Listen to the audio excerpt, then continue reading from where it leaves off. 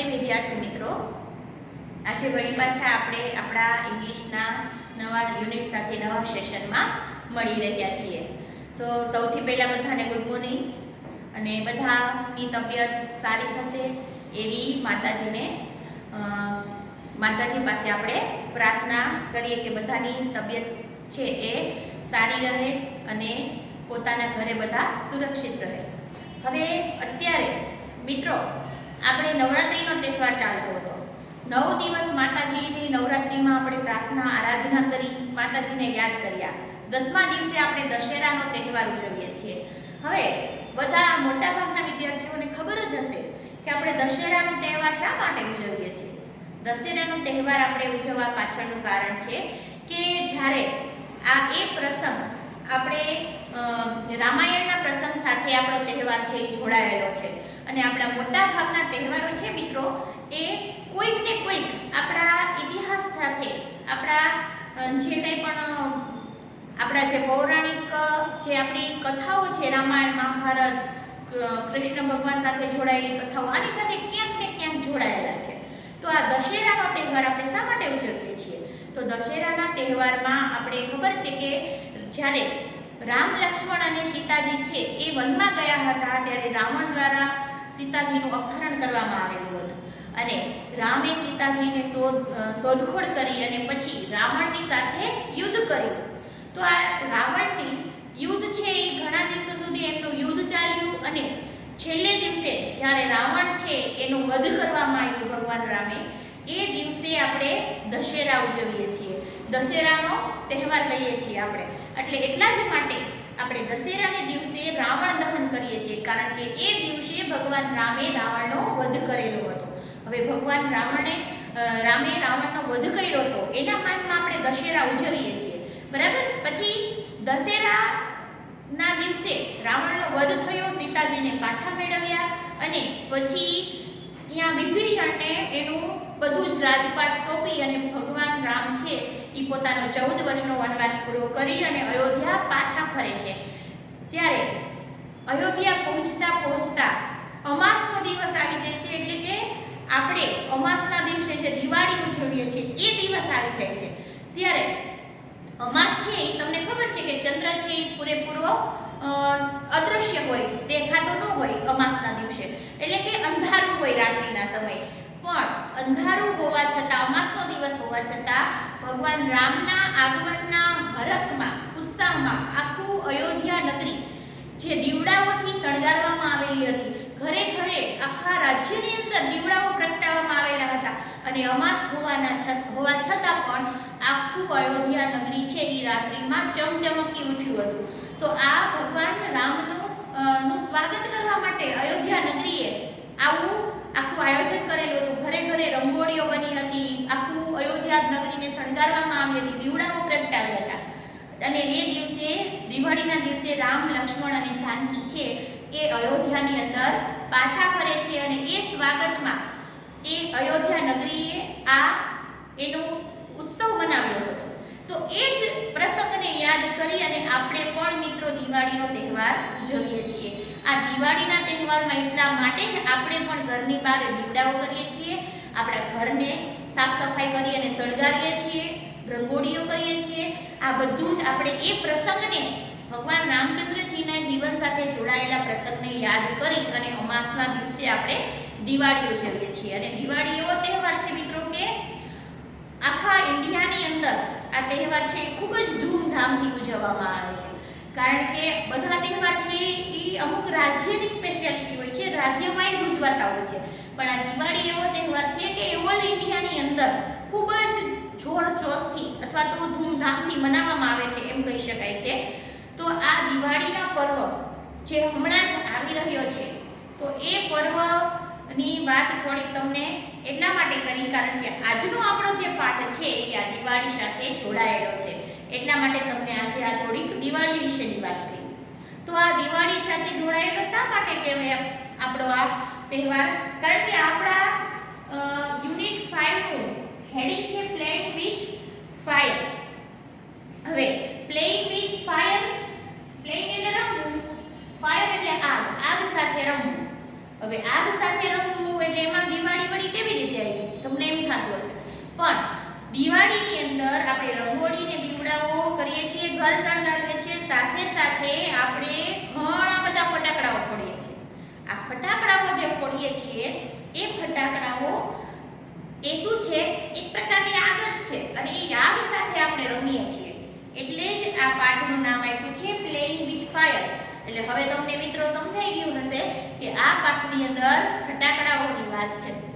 ફટાકડાઓની વાત કેવી રીતે કરવામાં આવી છે પાઠની અંદર, તો જો ઘણી વખત તમે બધા ફટાકડાઓ ફોડતા હશો તો તમને એવો વિચાર આવતો હશે કે આપણે તો ખબર હોય કે આ ફેક્ટરીમાં બનતા હોય, પણ આમાં એવું શું ભરતા હશે કે આવા અવાજ થાય, આવા અલગ અલગ કલર આવે, આવા જે એની અંદરથી જે આગ લાગી અને એ ધડાકા સાથે ફૂટી નીકળે, કોઈ ઉપર જઈને ફૂટે, કોઈ નીચે ફરે, બરાબર. તો આવું એની અંદર શું હોતું હશે કે આ ફટાકડાઓ છે એ આવી રીતે ફૂટે છે અને આવી રીતે આપણને કહીએ ને કે મજા આવે છે.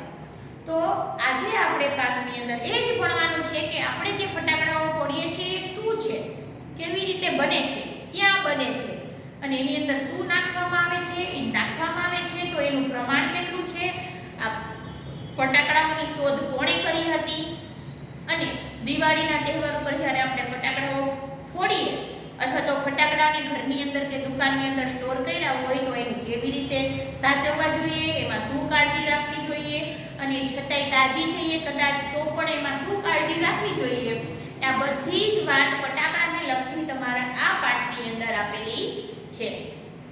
તો આપણે જ્યારે આ પાઠની શરૂઆત કરશું એ પહેલા પ્રી ટાસ્ક આપેલું છે તમને. પ્રી ટાસ્કમાં તિરુવનંતપુરમની એક અહેવાલ આપેલો છે.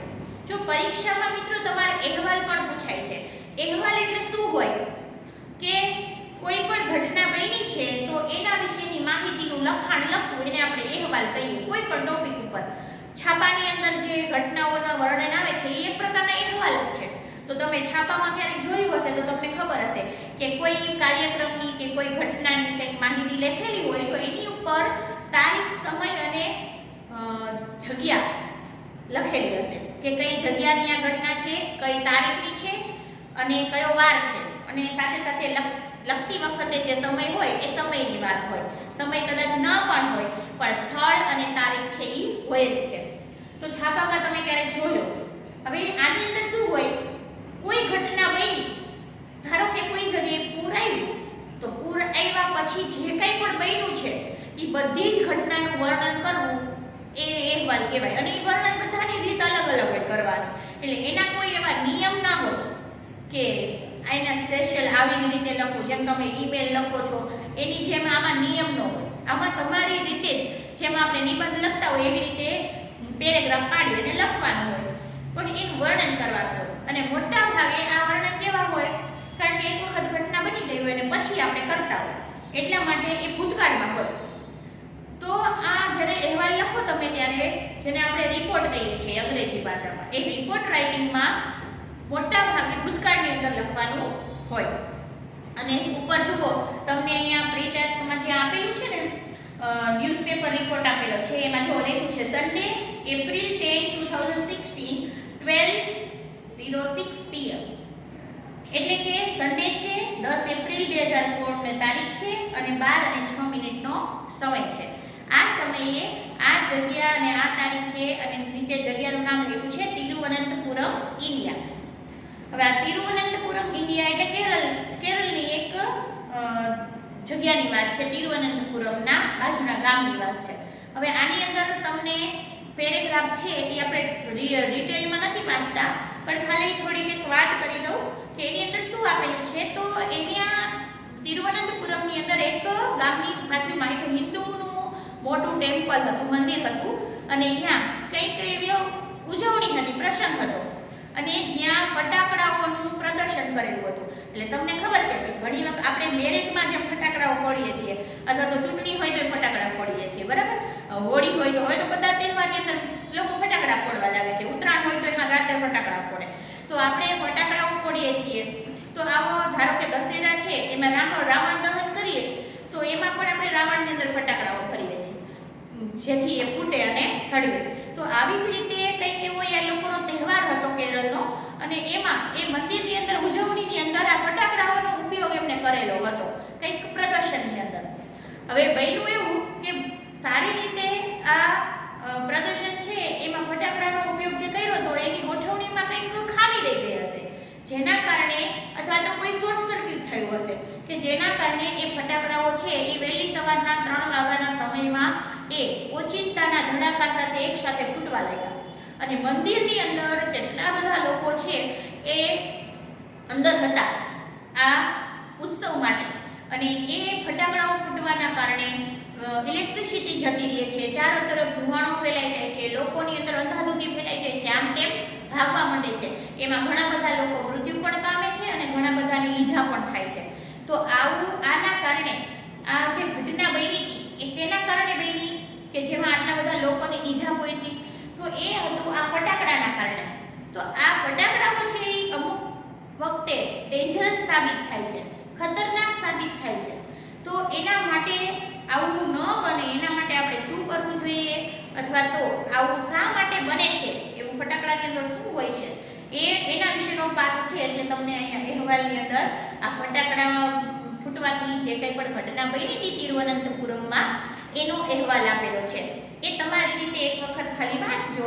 એમાં આપણે પરીક્ષામાં કંઈ પૂછાતું નથી એટલે આપણે એનું ભાષાંતર કંઈ ડિટેલમાં કરવાની જરૂર નથી, પણ ખાલી તમને એટલા માટે આ કીધું કે રિપોર્ટ તમારે પૂછાય છે તો રિપોર્ટ તમારે ઓપ્શનમાં પૂછાય છે, બરાબર? એટલે મોટાભાગના વિદ્યાર્થીઓ છે ને એ ઈમેલ લખવાનું પસંદ કરતા હોય, કારણ કે ઈમેલ છે ને એ ઈઝી પડે લખવા માટે રિપોર્ટ કરતાં. એટલા માટે ઈમેલ લખતા હોય છે. પણ કોઈને જો રિપોર્ટ લખવો હોય તો પહેલાં તમારે ડાબી સાઈડ છે ને એ ઉપર તારીખ, વાર અને સ્થળ, અથવા તો તારીખ અને સ્થળ ખાલી આટલું લખી નાખવાનું, ને પછી પેરેગ્રાફ પાડી અને જે કંઈ પણ ટોપિક આપ્યો હોય એના ઉપર તમારે આખું પણ લખવાનું હોય.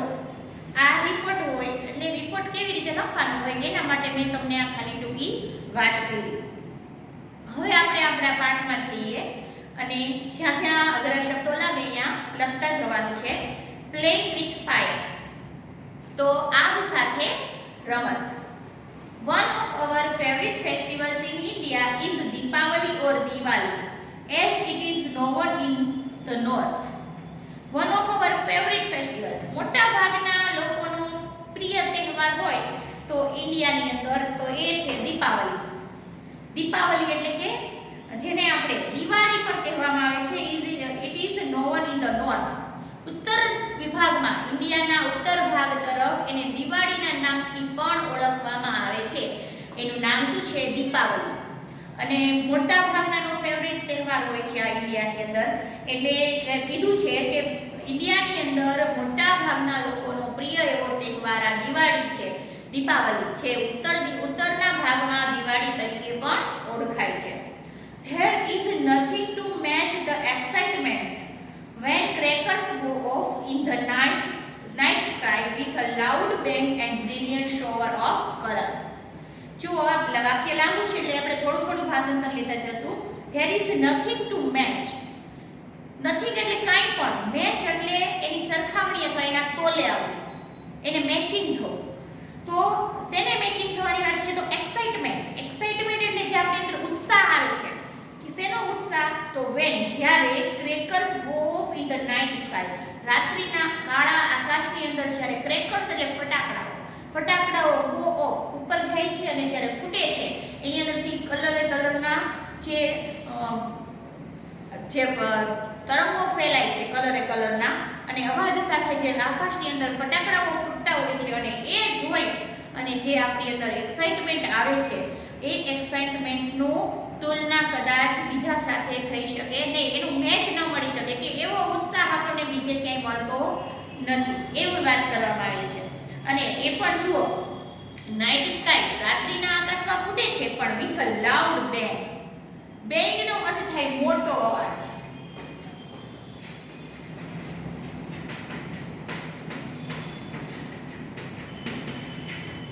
મોટા અવાજ સાથે જ્યારે આ ફટાકડાઓ ફૂટે છે અને એ પણ બ્રિલિયન્ટ સોવર ઓફ કલર્સ. બ્રિલિયન્ટ એટલે એકદમ તેજસ્વી, ચમચમતા, અને સોવર એટલે ફુવારાઓ, કલરના ફુવારાઓ સાથે જે ફટાકડાઓ ફૂટે છે અને એને જોઈ અને જે આપણને આનંદ મળે છે, એક્સાઇટમેન્ટ આવે છે, એવું કદાચ એના જેવું એક્સાઇટમેન્ટ બીજે ક્યાંય મળતું નથી. Many of us might wonder how these fireworks are made. Many of us, આપણામાંથી ઘણા બધા લોકોને might wonder એટલે ખૂબ જ વધારે આશ્ચર્ય થતું હશે કે how these fireworks are made. આ ફાયરવર્ક છે, ફાયરવર્ક એટલે ફટાકડા જે આગથી ફૂટે છે, એ ફાયરવર્ક છે એ કેવી રીતે બનતું હશે એન્ડ વોટ ગોઝ ઇનટુ ધેમ, અને એની અંદર શું જતું હશે, તો શું ભરવામાં આવતું હશે.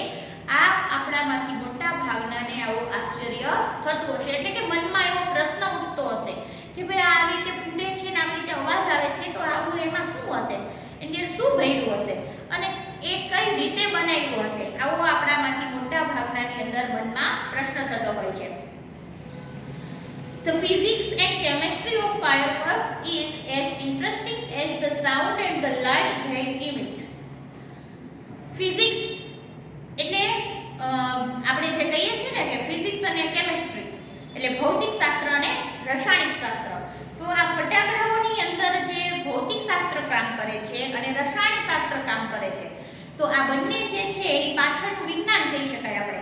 એ વિજ્ઞાન છે ને એટલું જ ઇન્ટરેસ્ટિંગ છે, એટલું જ રસપ્રદ છે, જેટલું આપણને એનો અવાજ અને એનો પ્રકાશ જોવામાં જે રસપ્રદ લાગે છે એ એટલું જ રસપ્રદ છે. અહીંયા ઇમિટનો અર્થ થાય ઉત્પન્ન કરવું.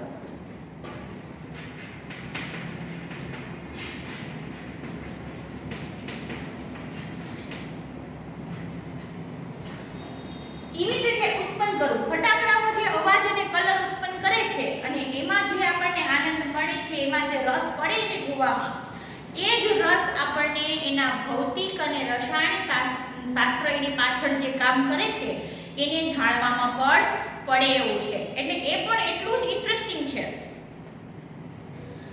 The science of fireworks is technically called pyrotechnics. જે આ સાયન્સ છે, વિજ્ઞાન છે ફાયરવર્ક, એટલે આ ફટાકડાઓની પાછળ જે વિજ્ઞાન કામ કરે છે એ ટેકનિકલી કોલ્ડ, એને તંત્રજ્ઞાનની ભાષામાં, વૈજ્ઞાનિક ભાષામાં આપણે કહેવામાં આવે છે પાયરોટેકનિક્સ. આ પાયરોટેકનિક્સ છે શબ્દ એ યાદ રાખવાનો છે તમારે.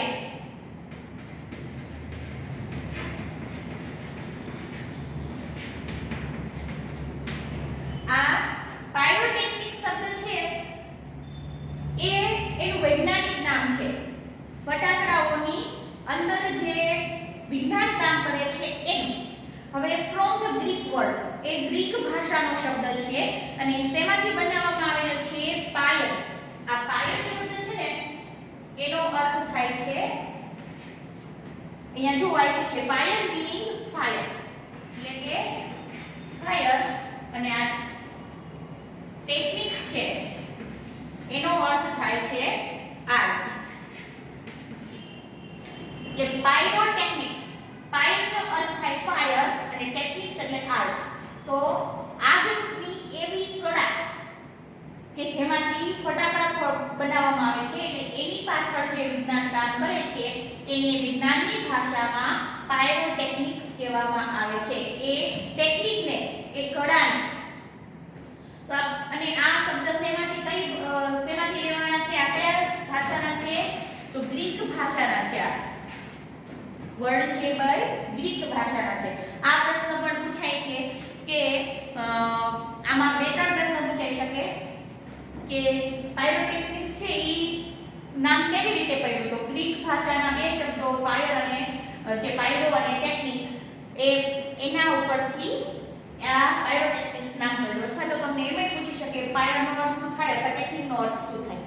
તો આવું પ્રશ્ન આમાંથી એક વાક્યના પૂછાઈ શકે. From the Greek word pyre meaning fire and techniques meaning an art. Pyre નો અર્થ થાય છે આગ અને ટેકનિક્સ નો અર્થ થાય છે કળા. Pyrotechnics include not only fireworks. Pyrotechnics છે આ શબ્દ એ માત્ર fireworks છે એટલે કે આ ફટાકડાઓ બનાવવાનું જે કામ છે એના જ પૂરતો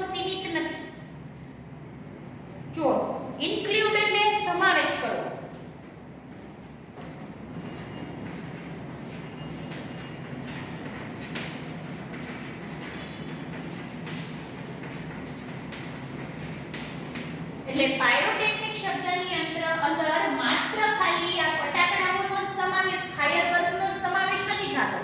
એટલે એવું નહીં કે પાયરોટેકનિક્સ એટલે ફાયરવર્ક, ફટાકડાઓ, પણ એની અંદર also a whole range of devices that use similar materials and principles. પણ એની અંદર હોલ એટલે આખી રેન્જ એટલે શ્રેણી, આખી શ્રેણીનો સમાવેશ થઈ જાય છે. અને એ શેની શ્રેણી? તો ડિવાઇસ એટલે એવી વસ્તુઓ, એવા સાધનો કે જેની અંદર સિમિલર મટીરીયલ, આ જ મટીરીયલ વાપરવામાં આવેલું હોય અને એના પ્રિન્સિપલ્સ એટલે સિદ્ધાંત, આ ફટાકડામાં જે સિદ્ધાંત કામ કરે છે વિજ્ઞાનનો, એ જ સિદ્ધાંત બીજી વસ્તુઓમાં, બીજા સાધનમાં પણ કામ કરતો હોય. એ બધા જનો સમાવેશ આ પાયરોટેકનિક્સમાં થાય છે. જો આ વાક્યને બરાબર સમજો કે પાયરોટેકનિક્સ એટલે માત્ર ફટાકડા નહીં, પણ પાયરોટેકનિક્સ એટલે એવી બધી જ વસ્તુઓ, આખું એનું લિસ્ટ છે લાંબુ, એ બધી જ વસ્તુઓ કે જેની અંદર જે ફટાકડામાં જે પદાર્થ વાપરવામાં આવે છે એ જ પદાર્થ બીજી વસ્તુ એવી હોય કે એમાં વાપરવામાં આવતો હોય. ફટાકડામાં જે સિદ્ધાંત ઉપર કામ કરે છે વિજ્ઞાનના, એ જ સિદ્ધાંત બીજા સાધનમાં જેમાં વપરાતું હોય, આ બધી જ વસ્તુઓ છે ને એ આખી શ્રેણી, આખું લિસ્ટ છે ને, એ બધા જ ને પાયરોટેકનિક્સ કહેવાય. એ બધાને પાયરોટેકનિક્સની અંદર સમાવેશ કરવામાં આવે છે. ખાલી માત્ર આનો અર્થ ફટાકડા એવો કરવાનો નથી. હવે જુઓ, અહીંયા તમને કીધું છે ફ્રોમ સેફ્ટી મેચિસ, એટલે કે આપણી સેફ્ટી, સુરક્ષિત એવી નાની એવી મેચિસ એટલે દીવાસળીનું જે પેકેટ આવે છે, જેને આપણે દેશી ભાષામાં બાકસ કહીએ છીએ, તો એ બાકસથી લઈ that we use every day to solid fuel, જેને આપણે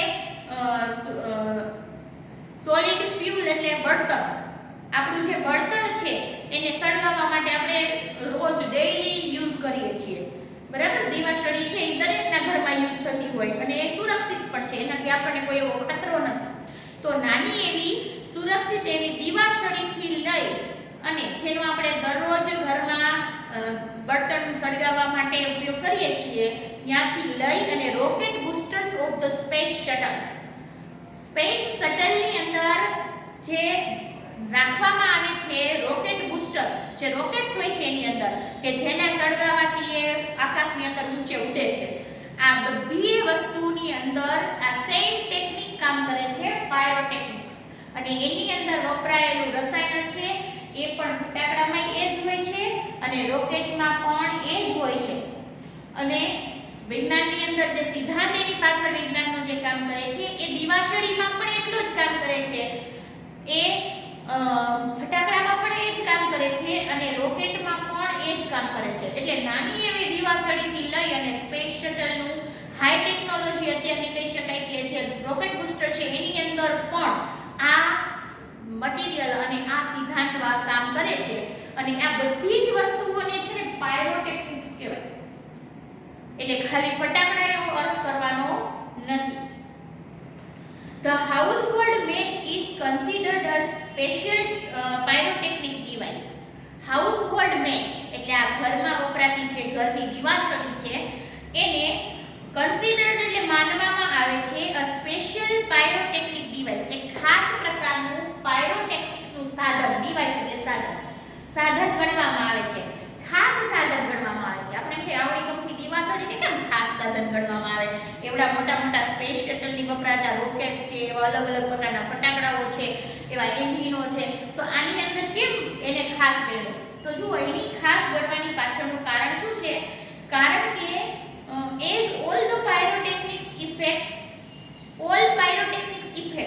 એટલે કે આ પાયરોટેકનિક્સની જે પદ્ધતિ છે એ પદ્ધતિમાં જે ઇફેક્ટ એટલે એની અસરો જોવા મળે છે, એ બધી જ અસરો આ દીવાસળીની અંદર એક સાથે જોવા મળે છે. એ કઈ અસર છે? તો હીટ એટલે ગરમી, સ્મોક એટલે ધુમાડો, લાઇટ એટલે પ્રકાશ, ગેસ એટલે વાયુ અને સાઉન્ડ એટલે અવાજ આર પ્રેઝન્ટ ઇન ઇટ. આ બધી જ વસ્તુઓ એની અંદર પ્રેઝન્ટ હોય છે. જો બરાબર સમજો, નાની એવી દીવાસળી છે, તમે પ્રયોગ કરીને જોઈ જોજો. તમે જ્યારે દીવાસળીને સળગાવો છો ત્યારે એમાંથી ઝીણો એવો અવાજ ઉત્પન્ન થાય છે. અવાજ ઉત્પન્ન થાય છે, સાથે એ સળગે છે એટલે પ્રકાશ ઉત્પન્ન થાય છે. એમાંથી જે ગેસ નીકળે છે કાર્બન ડાયોક્સાઇડ, બરાબર, તો એ ગેસ ઉત્પન્ન થાય છે. પછી સ્મોક ધુમાડો પણ ઉત્પન્ન થાય છે અને હીટ એટલે ગરમી. એ દિવાસળી આગ લાગે છે, દિવાસળીમાં જે આગળના ટોપકામાં, એનાથી ગરમી પણ ઉત્પન્ન થાય છે. તો આ પાયરોટેક્નિક્સના જે કંઈ પણ સાધનો છે, પાયરોટેક્નિક્સના રીતે કામ કરતા, એ બધા જ સાધનોની અંદર મુખ્ય પાયરોટેક્નિક્સની 5 અસર હોય: ગરમી, પ્રકાશ, પછી ગેસ, ધુમાડો અને પાંચમું છે અવાજ. તો આ પાંચે પાંચ જે અસરો છે એ આ દિવાસળીમાં એક સાથે જોવા મળે છે, એટલે એ ખાસ સાધન છે. અમુકમાં એવું હોય, જો ફટાકડાઓ છે તમે જુઓ, બરાબર, તો અમુકમાં એવું પણ હોય કે ખાલી અવાજ જ આવતો હોય, ઘણામાં એવું હોય ખાલી પ્રકાશ આવતો હોય, ઘણામાં ખાલી છે ને ધુમાડો જ થતો હોય, કલર નો દેખાતો હોય, પ્રકાશ નો દેખાતો હોય. તો આવું બધાની અંદર છે ને અલગ અલગ અસરો જોવા મળે. આ પાંચમાંથી કોઈ પણ અસરો જોવા મળે, પણ આ દિવાસળી છે ને એ નાનું એવું છે, પણ એની અંદર એક સાથે પાંચેય અસર જોવા મળે છે, એટલે એને આપણે ખાસ સાધન કહેવાય છે પાયરોટેક્નિક્સનું. નેક્સ્ટ પેરેગ્રાફ જુઓ. સમ હિસ્ટોરિયન્સ સેઝ ધેટ, હિસ્ટોરિયન્સ એટલે ઇતિહાસકારો, થોડા ઇતિહાસકારો છે એ એવું કહે છે કે black powder the basic material used in fireworks was invented in India.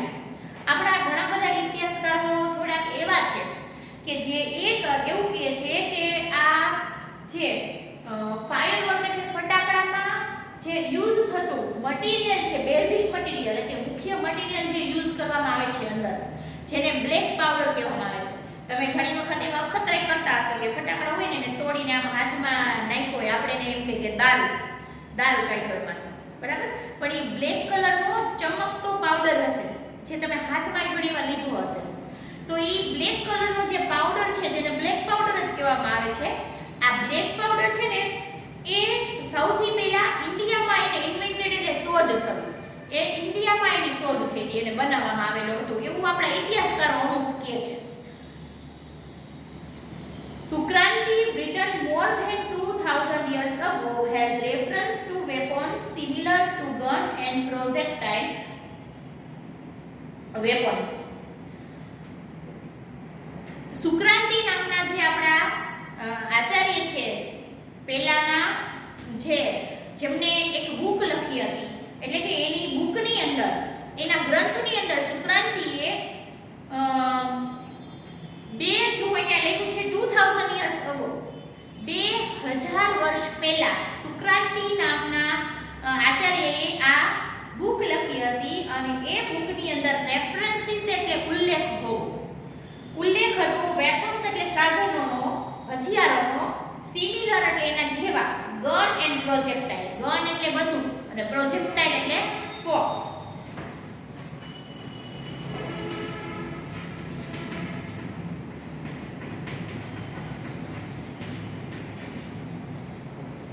તો પછી તમે બધાએ જોઈ હશે, પહેલાના સમયમાં રાજા રજવાડાઓ છે એ યુદ્ધ માટે તોપનો ઉપયોગ કરતા, કે અંદરથી દારૂનો ગોળો પાછળથી નાખે અને એને જોશથી ધક્કો મારવામાં આવે એટલે દૂર જઈને પડે એટલે ફૂટે. આ આપણે તોપ અત્યારે પણ મ્યુઝિયમની અંદર અને ખાસ કરીને કિલ્લાઓ જોવા જતા હોય આપણે, તો અહીંયા તોપ આપણને જોવા મળે છે, અને બંદૂક તો આપણે બધાએ જોઈ જ છે. તો આ બંદૂક અને ટોપ જેવા જે સાધનો છે એ 2000 વર્ષ પહેલા એના જેવા સાધનોનો ઉલ્લેખ સુક્રાંતિએ પોતાના ગ્રંથમાં કરેલો હતો.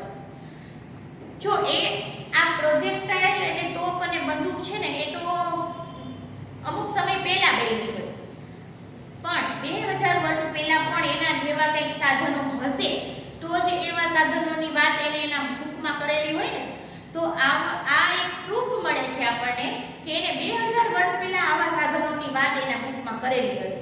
તો આના કારણે એવું માની શકાય કે આ જે સાધન છે અને આ સાધન છે ને એ આ પાયરોટેક્નિક્સ સિવાય બની શકે નહીં. અને પાયરોટેક્નિક્સ છે એ જે ટેકનિકની અંદર જે મટીરીયલ આવે છે એ છે બ્લેક પાવડર. એ બ્લેક પાવડરથી જ બની શકે, એનાથી જ આ પાયરોટેક્નિક્સનું કોઈ પણ સાધન બની શકે, એના સિવાય એનો બીજો કોઈ પણ વિકલ્પ નથી.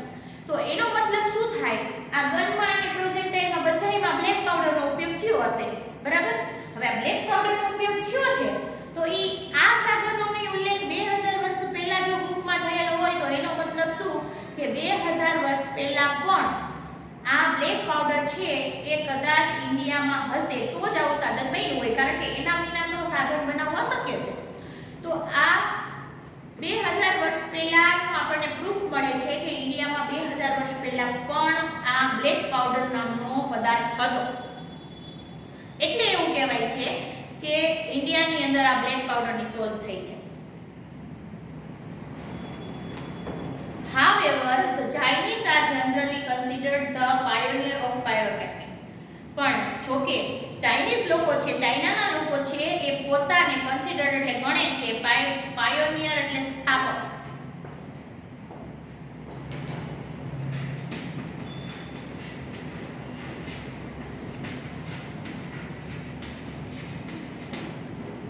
સ્થાપક અથવા તો જેને આપણે એના બનાવનાર એમ પણ કહી શકાય, પોતાને આ બ્લેક પાવડરના સ્થાપક ગણે છે. એટલે ચાઇનાના લોકો એમ કહે છે કે આ બ્લેક પાવડર છે એ અમે બનાવ્યો છે, અમે એના મૂળ સ્થાપક છીએ, આવું ચાઇનાના લોકો માને છે. પણ કારણ કે જેમ આપણે કહીએ ને કે જેવી રીતે કાયદેસર રીતે બહાર જો પદાર્થ આવ્યો હોય તો એ ક્યાંથી આવ્યો, તો ચાઇનાથી. પણ આમ જોઈએ તો એના પહેલાના જ્યારે ચાઇનાના લોકોએ બહાર પાડ્યો આ પદાર્થ, એ પહેલાનો આપણા ઇન્ડિયાના ગ્રંથોની અંદર આનો ઉલ્લેખ હતો. તો એનો મતલબ શું થાય, એ લોકો પહેલા પણ આપણા ઇન્ડિયાની અંદર આ પદાર્થ બનતો હતો પણ કાયદેસર રીતે બહાર પાડ્યો નહોતો.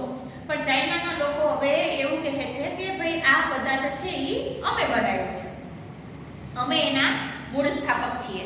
They are said to have developed, તેઓ કહે છે કે અમે એને ડેવલપ્ડ કર્યો છે, એને વિકસાવ્યો છે બ્લેક પાવડર. આ બ્લેક પાવડરને અમે બનાવ્યો છે મોર ધેન 1000 યર અગો, 1000 વર્ષ પહેલા અમે બનાવ્યો છે. It took at least 200 years for the knowledge to spread to the west. અમે 1000 વર્ષ પહેલા બનાવ્યો હતો આ પદાર્થ અને 200 વર્ષ જેટલો સમય થઈ ગયો આ બ્લેક પાવડર બનાવવાનું જે જ્ઞાન છે, નોલેજ છે, એને સ્પ્રેડ એટલે ફેલાવવું, અને વેસ્ટ એટલે પશ્ચિમી દિશા તરફ આ નોલેજને પ્રસરતા 200 વર્ષ થઈ ગયા હતા. એટલે કહેવાનો અર્થ શું છે, ચાઇનાના લોકો એવું કહે છે કે અમે 1000 વર્ષ પહેલા આ પદાર્થની શોધ કરી હતી અને પછી એ પદાર્થની માહિતી છે એ એક પાસેથી બીજા પાસે, ત્રીજા પાસે એમ ધીમે ધીમે પશ્ચિમી દેશો તરફ, પશ્ચિમી દિશામાં ફેલાણી. એટલામાં તો 200 વર્ષ જેટલો સમય થઈ ગયો હતો. એટલે એનો કહેવાનો અર્થ એ છે કે 200 વર્ષ પછી બીજાને મળી છે. અમે 1000 વર્ષ પહેલા શોધ કરી હતી અને એના પછી 200 વર્ષે બીજાને ખબર પડી, આવું ચાઇનાના લોકો કહે છે. And it was only in 1242 એટલે 1242 ની અંદર that an English monk Roser bacon નામનો એક ઇંગ્લિશ મોન્ક એટલે સાધુ,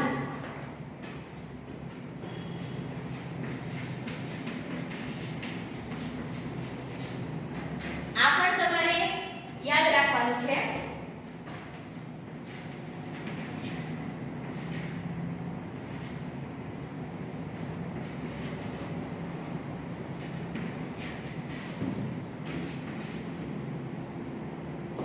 અને 1242 આ રોઝર બેકન નામનો જે અંગ્રેજી સાધુ હતો એ એટલે કે એ ઇંગ્લેન્ડનો અંગ્રેજી હતો, અહીંનો ઇન્ડિયાનો નહોતો. એ રોઝર બેકન છે એને 1242 ની સાલમાં રિવીલ એટલે બહાર પાડ્યું the formula for black powder. એને આ બ્લેક પાવડર બનાવવાનો જે ફોર્મ્યુલા છે, ફોર્મ્યુલા એટલે પદ્ધતિ અથવા રીત, એ રીત છે એને 1242 ની સાલમાં એને બહાર પાડી. He considered is such a dangerous substance. He considered, આ રોઝર બેકન પોતે એવું કન્સિડર એટલે માનતો હતો કે આ બ્લેક પાવડર જે મેં બનાવ્યો છે અને બધાને એની રીત શીખડાવી છે એ ખરેખર ડેન્જરસ છે એટલે ખતરનાક પદાર્થ છે. એ પોતે પણ વાંચતો હતો અને that he wrote of it in a code language અને એટલા માટે જ એને જે બ્લેક પાવડરનો જે ફોર્મ્યુલા લખેલો હતો, રીત લખેલી હતી એ કોડ લેંગ્વેજમાં લખેલી હતી. કોડ લેંગ્વેજ એટલે સાંકેતિક ભાષા, સીધી ભાષામાં ન લખ્યું હોય, સંકેતો વાળી ભાષામાં લખ્યું હોય એટલે બધા એને સમજી ન શકે, એ અમુક વ્યક્તિ જેને સમજી શકે. તો આ રોઝરબેક અને 1242 ની અંદર એ બ્લેક પાવડરનો ફોર્મ્યુલા કાયદેસર રીતે બહાર કાઢ્યો હતો. એના પહેલા આ બની ગયેલો છે એવું માનવામાં આવે છે, પણ કાયદેસર રીતે જે બહાર પાડ્યો લેખિત સાથે એ રોઝરબેક અને 1242 માં પાડેલો હતો અને એને પોતાને ખબર હતી કે જે તે આ પાવડર બનાવ્યો છે ને એ ખતરનાક છે, આગળ જતા એ નુકસાનકારક છે માનવ જાતિ માટે અથવા તો બીજા જીવો માટે, અને એટલા માટે બધાને એની રીત ખબર ન પડી જાય એટલા માટે એની રીત પણ સાંકેતિક ભાષામાં લખેલી હતી, સીધી ભાષામાં લખેલી હતી નહીં. આજે આપણે અહીંયા આટલું રાખશું. એમાં આવા ટૂંકા પ્રશ્નો પણ પૂછાઈ શકે છે, જે તમને બોર્ડ ઉપર લખેલા છે એ ખાસ અંડરલાઈન કરી નાખજો.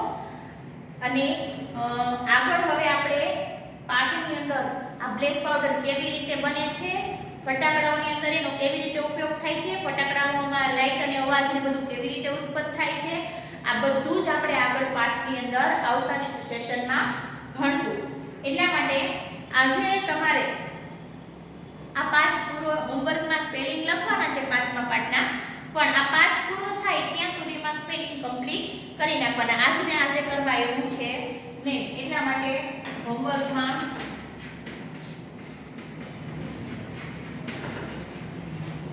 સ્પેલિંગ લખવાના છે તમારે, બરાબર.